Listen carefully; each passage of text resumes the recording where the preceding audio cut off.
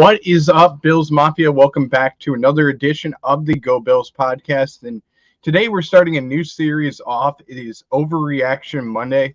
And this is going to be a fun series that we're going to do throughout the whole entire season for the Buffalo Bills. And we hope you enjoy this one because it should be one that is going to be memorable and one that you're going to love for the whole entire season. So if you're new to the channel, don't forget to like and subscribe to the Go Bills podcast. We will be going live almost every single day except for Thursdays during football season. So if you're new to the channel, don't forget to like and subscribe. Also, don't forget to go on over to the gobillspodcast.com to tune in to all of our upcoming shows that we will have on all of our channels between the Nickel City Mafia, Red, White, and Bills, and Go Bills Podcast.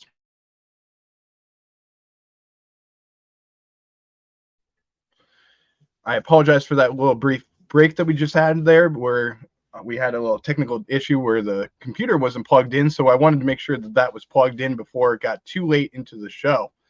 So let's begin things talking about the Week 2 matchup between the Las Vegas Raiders and the Buffalo Bills and what we saw out there on the field from the Buffalo Bills and how different it was from the last matchup that they had in Week 1 against the Jets. And man, it was a big difference for the Buffalo Bills. It started off kind of worrisome for me, and I don't know about you guys, Bills Mafia, but the first drive from the Raiders, I was a little worried. I'm not going to lie out there. You know, the way that the Raiders moved the ball down the field, especially with big plays from their playmakers in Josh Jacobs and then Devontae Adams, how easily he scored on that touchdown drive. It only was 3 minutes and 44 seconds that drive took. That's what worried me quite a bit between what we saw out there from the Buffalo Bills and how quickly they moved down the field. It seemed like our defense was just trying to figure out the way that the Raiders ran their offense, and they made quick adjustments, and that I give credit to Eric Washington as well as Sean McDermott for getting those adjustments made. And then after that, the way that the Bills capitalized on their next drive and the way that they showed some grit out there with Latavius Murray taking in a 4-yard touchdown run for the Buffalo Bills to make it 7-7 in the game. And then the Bills in the second quarter really liked what they were doing between using a mixture of the passing game and the run game as well to be able to get good plays from the team. The Bills used a lot of run plays as well as the passing game, spreading the ball around to different receivers. And guys like Dawson Knox, Dalton Kincaid, and Gabe Davis all made a big impact out there on the field. And the Bills ended up taking a 14-7 lead with a Dawson Knox 2-yard touchdown pass from Josh Allen. The Raiders ended up coming right back and kicking a field goal from Daniel Carlson, a 47-yard field goal on the very next drive to get the game within 4 points. The Bills, towards the end of the first half, ended up going down the field pretty easily, and they ended up doing what I call the double dip, which is something that I refer to. It's kind of like when you go to Dairy Queen and you go into Dairy Queen, you don't want to just get that one scoop, because when you go in there, you always love the ice cream and you love how it tastes. So you don't get that one scoop. You want to go in for that second scoop, third scoop necessarily. And when you get that second scoop, you're putting more points on the board for your team and you're taking a 2-touchdown lead. And that's what the Bills did in this game to end the second half with the Khalil Shakir touchdown, which was an excellent throw from Josh Allen, but also to be able to go into the second half and go right down the field again. And they took a ton of time off the clock on that drive too to get a 2-yard Gabe Davis touchdown as well on a play where Josh Allen scrambled outside, found Gabe Davis on that play. It was an excellent play again by Josh Allen. Really liked what I saw from him in that play. And then for the Bills to take so much time off of the clock as well, which was another good thing that they did. They held the ball for over 12 minutes in the third quarter of this game. Excellent job from the Buffalo Bills in that department. The Bills ended up getting the ball back in the third quarter, and with 4 seconds going into the fourth quarter, the Bills had a 29-yard field goal by Tyler Bass, and that was another excellent play where the Bills moved the ball down the field. Just couldn't get it into the end zone on that drive, but it's a great drive from the Buffalo Bills where they were able to capitalize and get points on the board.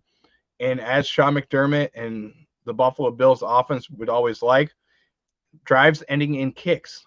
That's a good thing. So Bills were able to get a field goal on that drive. Another excellent drive from the Buffalo Bills. So that's perfectly fine with me. And then the next drive with Damian Harris, a 1-yard touchdown drive for the Buffalo Bills. That was after the Dane Jackson scooping on that play. That's the next drive where he had that 1-yard touchdown run on that drive. So another good drive from the Buffalo Bills. Overall for the game, the Bills dominated in every aspect other than yards per play for the team stats. And the Bills looked really good in pretty much all the aspects that you could possibly have from the team-wise. Total yards for the Buffalo Bills, 450 to 240. Passing yards, 267 to 185. Rushing yards, 183 to 55.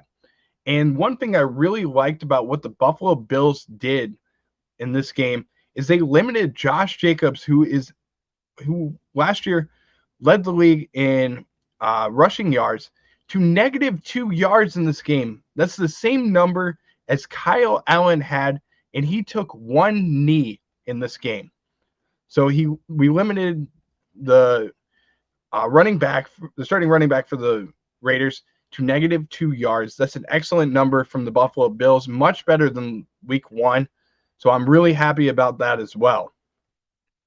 Other team stats for the Bills, the yards per play, it was pretty much even, 6.1 for the Buffalo Bills to 6.2 for the Raiders. First downs, this is where the Bills really won this game, 29 to 13. And then third down efficiency, the Bills 7 of 13, the Raiders 3 of 7. Fourth down efficiency, the Raiders never went for it on fourth down, but the Bills were 3 of 4 on fourth down. That's a great number for the Bills to have. Total plays ran on offense, the Bills had 74, Raiders 39. 2 sacks allowed for the Bills in this game, so the Bills offensive line gave up 2 sacks in this game, 0 to the Raiders. Only 1 punt in this game from the Buffalo Bills, 3 punts from the Raiders. Total penalties, which is pretty much even in terms of yards. 4 penalties from the Bills for 30 yards, 2 penalties from the Raiders for 30 yards as well. No turnovers from the Buffalo Bills in this game. That's another number that I really liked compared to the 1 fumble loss from the Raiders and 2 interceptions thrown by Jimmy Garoppolo. And then the total time of possession in this game, 40 minutes and 4 seconds from the Buffalo Bills versus 19 minutes and 56 seconds from the Raiders. So big difference in terms of what the Bills did out there on the field, holding onto the ball quite a bit, which is another thing that I really liked that the Buffalo Bills did in this game. If you're out there watching in the channel, don't forget to comment on the video. You can put your comments in on YouTube as well as on Facebook. We greatly appreciate everybody that watches the show as well. So if you're new to the channel, don't forget to go on over and use the comments. It's a great way for me to get to know you guys as well.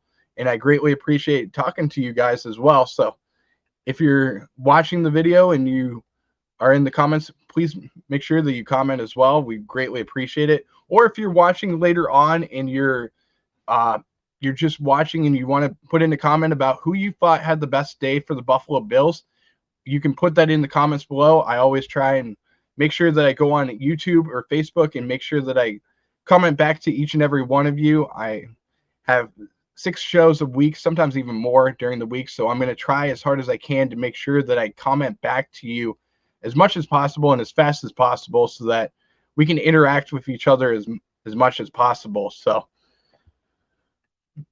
let's look at the player stats from the game against the Raiders. I want to start with the Raiders in terms of what they did out there. Jimmy Garoppolo was 16 of 24, 185 yards, 1 touchdown, 2 interceptions to go along with 1 rush for 1 yard for the Raiders.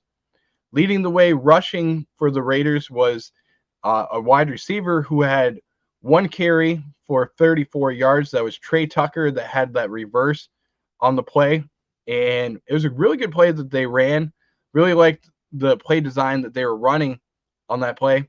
And it was just fooled the Buffalo Bills. And, the misdirection is something that the Bills are going to need to correct, especially when they go up against other teams like the Kansas City Chiefs that like to use a lot of misdirections as well. That's something that the Bills are going to have to look out for because teams are going to see that they can get first downs on those plays, and we have to correct that very fast before it becomes an issue in the near future. Zamir White, 4 carries for 22 yards. And then Josh Jacobs, like I said, we limited him to 9 carries for -2 yards in this game. Leading the way at receiver was Devontae Adams, 6 catches, 84 yards, that 1 touchdown. And then Josh Jacobs, 5 catches for 51 yards in this game. Hunter Renfrow, 1 catch for 23 yards.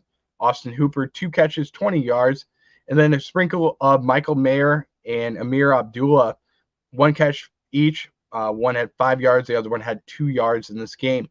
So the Bills did a really good job of stopping the strengths of the Raiders, and I felt like they did a really good job of finding out the weaknesses for the Raiders and making sure that Jimmy Garoppolo had to beat the Bills in this game. They didn't let Josh Jacobs get too far ahead in this game and get into the second and third tier of the defense. I actually liked the penetration that guys like Daquan Jones and Ed Oliver were creating in this game as well. I think they had a really good game as far as the defensive line, not only in the run game, but also the passing game. Guys like Greg Russo getting the pass block that ended up becoming an interception for the Bills. And then also Leonard Floyd, a couple of pressures as well. Didn't get home to Jimmy Garoppolo, but the pressure rate that we saw in this game, I really liked. And I thought that the Bills did a really good job overall of putting pressure on Jimmy Garoppolo and forcing him to make mistakes in this game as well. As far as the linebackers, excellent job from the linebackers, from Terrell Bernard, who had the interception, and then Matt Milano, who is going to be another all-pro year from him. 2 interceptions so far in the year and a "you got mossed" highlight that you saw in this game for the Buffalo Bills. And that was an excellent play that you saw from our future Hall of Fame. I'm going to say it already because I have high expectations for Matt Milano, but future Hall of Fame linebacker for the Buffalo Bills. And man, that play, it's just replays in my mind. And I had a dream about it already last night because that play was one that I haven't seen a linebacker make in a while, and especially a Buffalo Bills linebacker. And to do it not only in front of the home crowd, but to also do it in front of a linebacker who is a legend for the Buffalo Bills, and Takeo Spikes, who was the legend of the game in this game. To be able to do it in front of him made it even sweeter for the Buffalo Bills. And I was ecstatic when I saw that play because I knew that he mossed him. I knew that it was a great play, and it just made it even sweeter to see that it was in front of the home crowd that went nuts on that play. I know Jake Podger talked about it yesterday on the Nickel City Mafia. He went crazy when he saw that play, and he was really happy about it as well. Let's go back over to the offense. I want to talk a little bit about Josh Allen and how he played in this game. And I want to go over the player stats overall for the Buffalo Bills as well. And I'm going to start with Josh Allen because Josh was 31 of 37, 274 yards, 3 touchdowns, 0 interceptions in this game. He did a really good job of mixing the ball around to his receivers and also taking what the defense gave him. That's some things that the Buffalo Bills were emphasizing in the first game is this is what Josh needs to do. That's what the national media was saying, and Josh came out and played a really good game for the Buffalo Bills. And when we get later into the show talking about the game balls that we're going to give out and who had an excellent performance, one of the guys that's going to be on that list is going to be Josh Allen, because I really liked what he did out there on the field. He saw the field differently than he did in the first game against the Jets. It was an excellent game, and he did a good job of mixing it to different receivers, getting everybody involved. And he also did it without using his legs very much in this game too, which is another area that I thought that the Bills could utilize Josh Allen in, but he only had 3 carries for 70 yards in this game. Not really using his legs over the first 2 weeks of the season, but I think as the season goes on, he will make sure that we use him a little bit more. Speaking of rushers in this game, leading the way in rushing yards this week, James Cook, the second-year running back who looked amazing out there on the field. He had 17 carries for 123 yards, averaging 7.2 yards per carry, which is an excellent number for a number 1 running back for the Buffalo Bills. Didn't get in the end zone, unfortunately, but his other 2 running backs that are behind him ended up getting into the end zone. And I would say that it was a phenomenal day from the running back room, and everybody was feasting on this Raiders defense that was pretty weak. And it seemed like the Bison was using their prey and attacking their prey to get what they wanted out there on the field in the running back room. Guys like James Cook looked excellent, and then Damian Harris and Latavius Murray finished it off, the 2 veteran running backs on the Bills roster that we have right now. 7 carries for 33 yards, 1 touchdown for Damian Harris. Latavius Murray, 6 carries for 22 yards, 1 touchdown in this game. And both running backs looked really good. I liked what I saw from Latavius Murray as well. He's a bigger running back.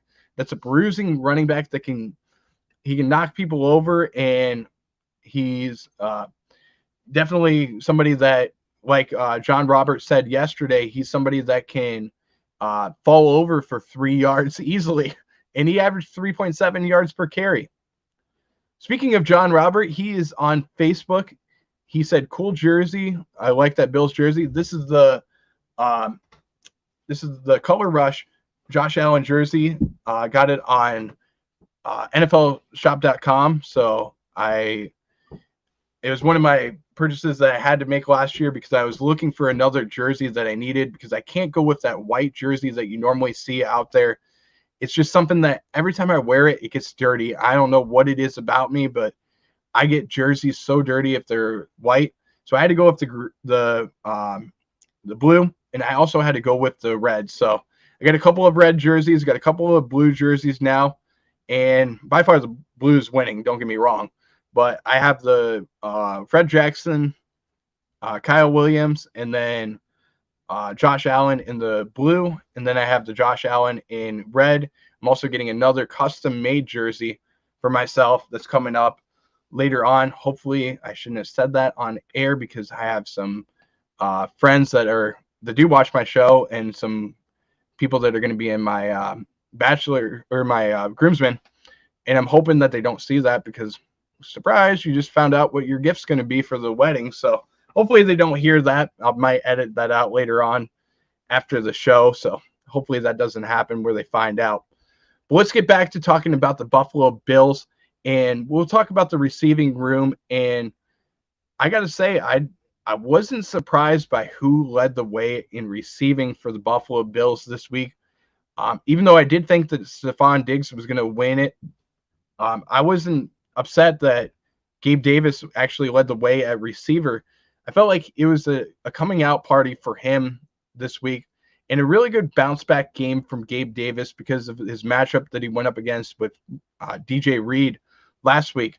And he finished 6 receptions for 92 yards and 1 touchdown in this game, followed by Stephon Diggs, 7 catches for 66 yards. And then Dalton Kincaid, another bounce back game from him as well. Even though I liked what he did in the first game, 5 catches, 43 yards in this game. James Cook, 4 catches, 36 yards. Khalil Shakir had that one really good catch that he made where he was able to secure that ball, get into the end zone, and make a play for himself. That's a great play for him because it shows that he can be utilized in this offense as well. He's kind of the forgotten man last week, and now he comes back in. And you know how hard he's been working for the Buffalo Bills. He worked in the offseason with he worked with Eric Moulds actually in the offseason. So I really liked what I saw from him. And like John Roberts just said, he said that the Bills threw the ball to 9 different receivers. That was another thing that I really liked from the Buffalo Bills as well. So they threw the ball to 9 different receivers, including the last 4, Knox, Latavius Murray, Deontay Hardy, and then to surprise everybody, somebody that they threw the ball to this week that I know Jake Podger of the Nickel City Mafia is going to love when I say it because he always loves talking about the fullbacks in Reggie Gillum. He was wearing a Reggie Gillum jersey last week, actually. Actually, when he was at the game yesterday, he was wearing it too. So he was excited to see Reggie Gillum get that touchdown not the touchdown, but get a catch for the Buffalo Bills. Hopefully he gets into the end zone this week. It would be another great sign from the Buffalo Bills as well. Let's talk about the defense overall from the Buffalo Bills and what we saw out there. Leading the way in tackles for the Buffalo Bills, and after 2 weeks, is actually leading the team in tackles right now. Terrell Bernard leading the way. 6 tackles overall yesterday and the 1 interception. Matt Milano, 4 tackles, and then a few other players that had a couple of tackles. I won't go into all of them because there's a ton of people that made an impact out there for the Buffalo Bills. And I don't want to get into every single one, but almost all of the starting defense, actually everybody on the starting defense had at least 1 tackle. So that's another good sign that the Bills were everybody did their job last night. So that's another good sign. No punt returns for the Buffalo Bills in this game. 1 kickoff return, which was a little bit of a surprise to see Damian Harris out there for taking kick returns this week. Wasn't surprised that he did, but I think the Bills just needed to find a returner, and I think they did now with Damian Harris. So 1 return for 41 yards, which was an excellent return by Damian Harris. In terms of field goals, 1 field goal for Tyler Bass, only the 29-yard field goal, but he also had 8 points yesterday. And then Sam Martin, the 1 punt for 54 yards. So excellent numbers from the special teams unit of the Buffalo Bills as well. John Roberts said that the only person who didn't get a pass this week was Trent Sherfield. And that's probably going to be the case because you saw not only that Khalil Shakir got a catch, but it seems like the Bills were using Trent Sherfield as that pass or the run blocking guy in the run game. So I'm not upset by that. He did his job as well. And I really liked what I saw from him in this game as well. In terms of overall performance for the Buffalo Bills, I want to get into grades for the team, and I want to start with the offense. I'm going to start with Josh Allen, and I'll go position by position for grades for the Buffalo Bills. And if you're watching the video right now, go in the comments and give me your reaction of what you think the Bills grades by position should be. We'll start with the quarterback room and what you think the overall grade should be for Josh Allen and how he performed. I'm going to give Josh, because I'm a little bit of a critic of him, I'm going to give him a grade. I'm not going to give him that A+ because I think that in this game there were some plays that Josh Allen could have hit different guys deeper down the field, but I felt like the Bills did a pretty good job of not only getting him the ball and making sure that he used the checkdowns, but I think that they did a good job of limiting the amount of runs that he did in this game as well. So an A grade for me. I think it could be a little bit better, and I'm a little bit afraid, and I don't know about you guys, Bills Mafia. If you're watching the video right now, let me know in the comments because I'd like to know your thoughts on the amount of checkdowns that we saw from Josh Allen, are you kind of worried that maybe that's going to affect him in the near future, where he's afraid to take a deep shot down the field because of what he sees out there on the field, and that he's been told to take the checkdowns? Or do you think that he's going to go back to normal and be the same Josh Allen again? I'm kind of worried about that, because it seemed like in this game, and maybe it's just me saying it because I'm a little bit of a critique, but it seemed like to me that it was kind of like the Three Little Bears scenario, where he was hitting the short balls, which is the cold passes, to me, what I call it, the cold passes that are the easy ones to make. And then the medium ones he was hitting, but he was afraid to hit the hot ones, which are the deep balls. And I'm not sure if that's just because of what the Raiders were doing out there on the field, but it's something that worries me in the near future, is that maybe he's going to be too cold, and then he's not going to get right back to that medium area that he needs to be at, and he's going to miss the hot throws. And if that's the case, then that would worry me about Josh Allen, because he can make any throw out there on the field, and I want to see him make every throw out there on the field.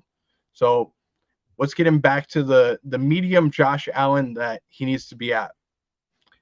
Overall, for the running back position, I'm going to give him an A+. I loved what I saw from all three running backs for the Buffalo Bills. They did a good job of getting to where they needed to be in the run game.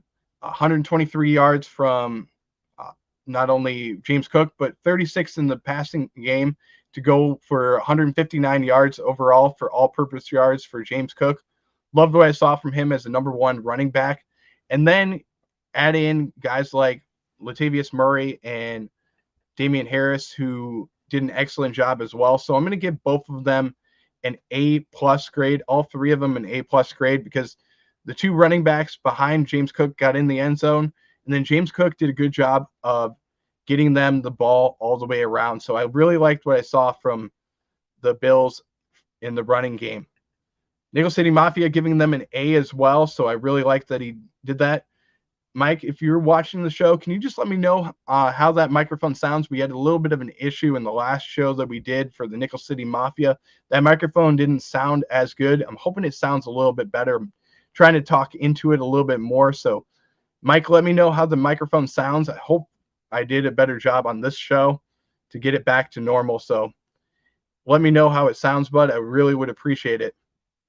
Let's go with the wide receiver room and what we saw from the different wide receivers. I'll combine the wide receivers and tight ends in this category, because I think the overall grade for both of them is going to be very high.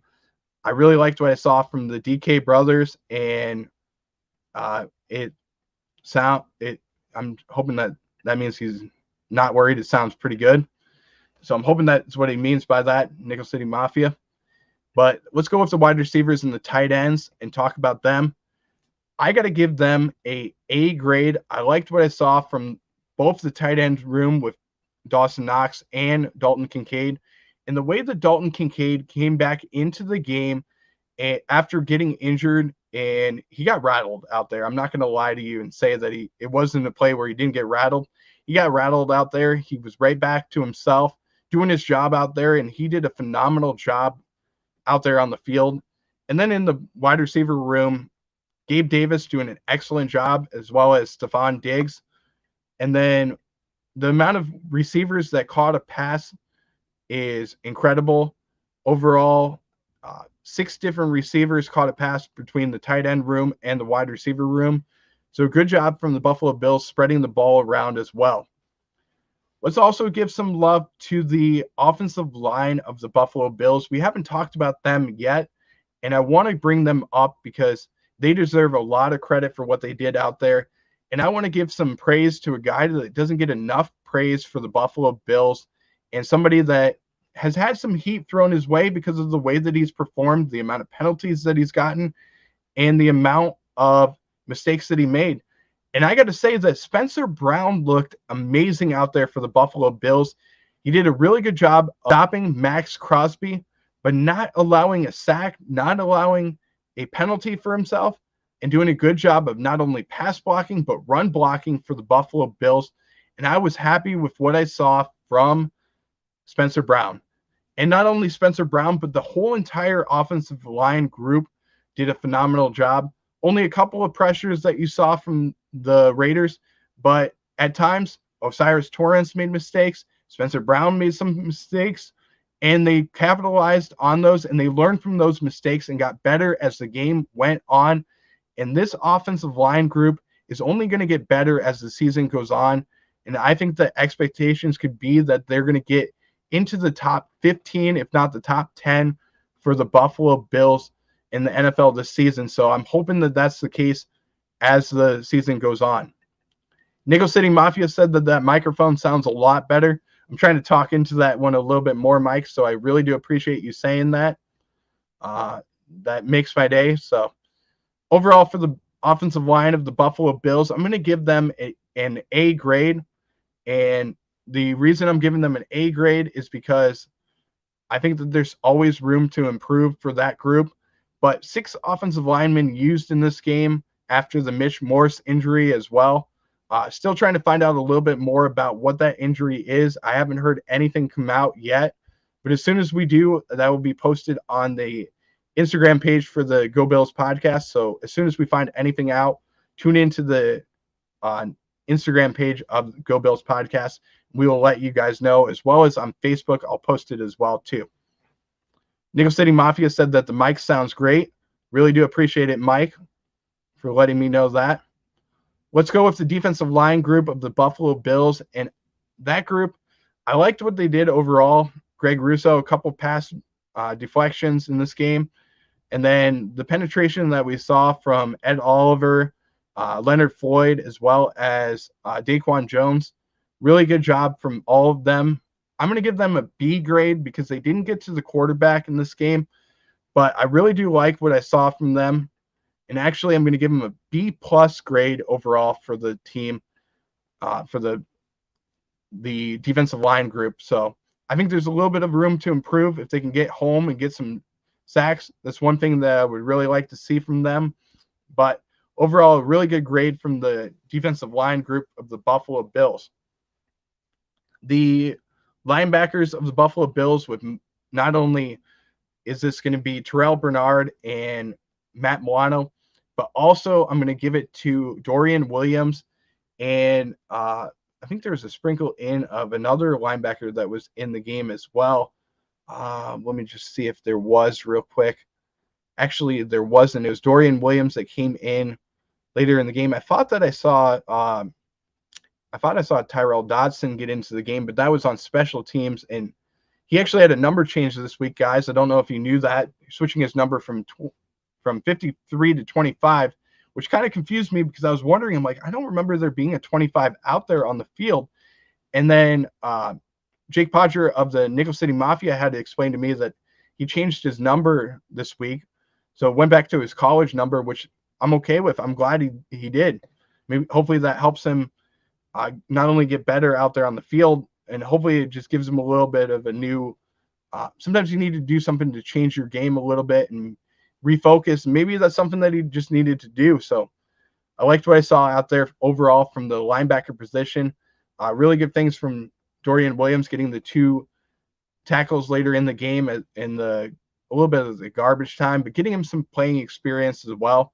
And then Terrell Bernard and Matt Milano, really good things that I saw from them as well. So I'm going to give them an A plus grade for the linebackers, and I think they're only going to get better as the season goes on. Really good job from the linebacker position, and I think that they're a really good group, and they're starting to get a little bit familiar with each other, and I think that's only going to get better as the season goes on. Let's go over to the secondary, talk about the cornerbacks in not only Tre'Davious White, but you also have Christian Benford and Micah Hyde and Jordan Poyer. Micah Hyde ended up getting injured in the game, which upset me to see because I don't want to see another injury from him in week 2. Last year, if you remember, he went down for the season in week 2, but it sounds like he's going to be okay. Hopefully it's just something that's minor and he can be back next week versus the Commanders, which I believe he will be back. But overall, I really liked what I saw from the secondary of the Buffalo Bills. They did a really good job. I felt like Micah Hyde and Jordan Poyer got back to normal. You got to remember, it was a long time before Micah Hyde was back there on the field, but I think he got more comfortable in his second game, getting his feet under him again, and he did a really good job not only getting into the run game, but also getting involved in the passing game as well. So I'm going to give the Bills a B+ grade from the secondary. The only thing that concerned me a little bit was the amount of times that uh, that Devontae Adams got open, but overall, good numbers from the Buffalo Bills. I know that Devontae Adams is a great receiver in the NFL. He did have 6 catches for 84 yards. Some of those were on Taron Johnson, which is I don't think should have happened. I felt like Tre'Davious White should have shadowed him a little bit more, and it would have been a little bit lower numbers in this game. But good numbers overall from the Buffalo Bills, and this just an area where they can improve. In terms of special teams, you can't go wrong with anything that the special teams unit did out there on the field between the field goal, the punts, punt returns, kick returns. Actually, there wasn't a punt return, so I can't give them any credit, but kick returns, the punts, and the field goals. Overall, A+ grade from the Buffalo Bills, and I loved everything that they did out there in the special teams unit, and they only got better and better this week. So they needed to get better from last week, and they improved so much. So I'm glad to see that. As far as coaching wise, this is an A+ grade from the coaching booth between Sean McDermott making the adjustments after the first drive, and then not only Ken Dorsey, what I saw from him and the amount of plays that they ran, they did an excellent job of capitalizing on the turnovers, also making sure that Josh Allen stayed within himself, and they did a really good job of moving the ball around for the offense of the Buffalo Bills. So A+ grade for me. Overall grade from the Buffalo Bills, I'm going to give them an A- grade for the team, and I think that that's a great number.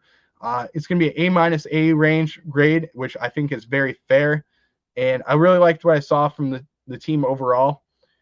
Just a little bit critical on the secondary, and then on the defensive line group, which is the 2 areas I think they could have gotten a little bit better at. But hey, you can always improve. There's always room for improvement on the Buffalo Bills, and let's take it into this week against the Commanders, and let's get a win away this week against the Commanders at FedEx Field.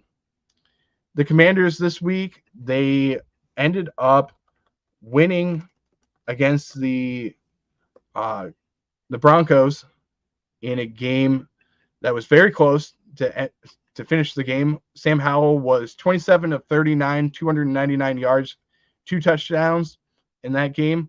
Russell Wilson was 18 of 32, 308 yards, 3 touchdowns, 1 interception.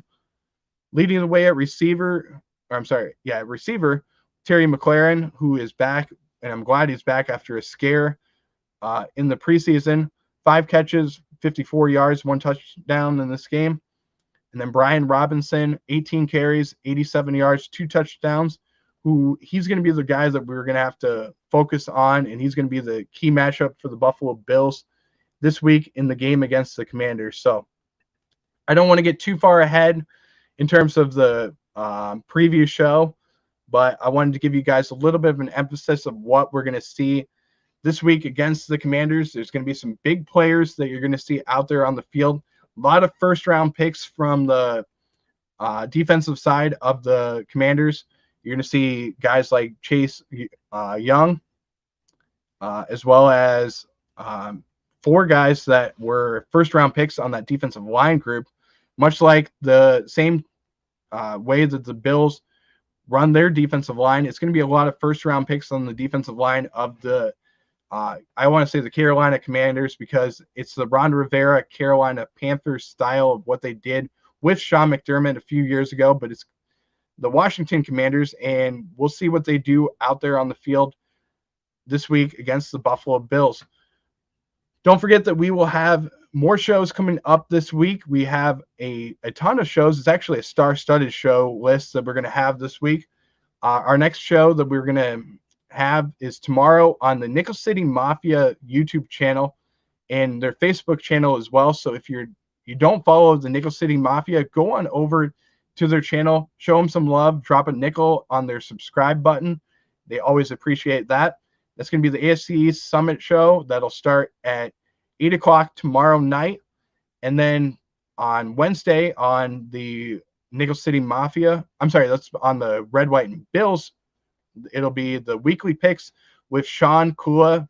And if you're somebody that likes to bet on the games, that's a show that you're going to want to watch for sure. Thursday is an off day for us because we have Thursday night football and we want to catch up, get ready for the pregame show that we do on Friday. So Friday night at 8 o'clock, we will have our pregame show on the Go Bills podcast, YouTube, and Facebook channels. Saturday on Nickel City Mafia is the Red, White, and Ruthless show. That show is on our third week now, and we talk all about Buffalo Bills football. So if you're not subscribed to the Nickel City Mafia, make sure you go on over, like I said earlier, and subscribe to them. Tune in because you'll see myself, Mike Fortin, Jake Podger, and Sean Kula of the Red, White, and Bills on there as well. And they have great shows, not only the shows that I talked about, but they also have more shows that they do with a fantasy show, as well as they're going to start a Buffalo Sabres show that's coming up. That's going to be Sabres Edge that they're going to have coming up in the next couple of weeks as well. Also, don't forget, on Sundays, we will have our pregame, postgame, and halftime shows, as well as another show on the Nickel City Mafia at night for a recap of what we saw from the Buffalo Bills overall this week. And then there's one other show that we're going to do. We don't have a time frame of that show, but it's going to be a debate show on the Red, White, and Bills as well. As soon as we find out any information, we will post it not only on our YouTube channel, but also on our Facebook. We'll send you guys a notification that we will be going live as well. So stay tuned for that. This has been Brett with the Go Bills podcast, and we will see you next time for another edition of the Go Bills podcast. Don't forget to like and subscribe. Follow us on all social media platforms. You can find us on YouTube, Facebook, TikTok, Twitter, Threads, as well as on GoBillsPodcast.com. We will see you on the Go Bills podcast it'll be another episode on Friday. But until then, go Bills, and let's hit you guys with the outro video that we will air before we let you guys go.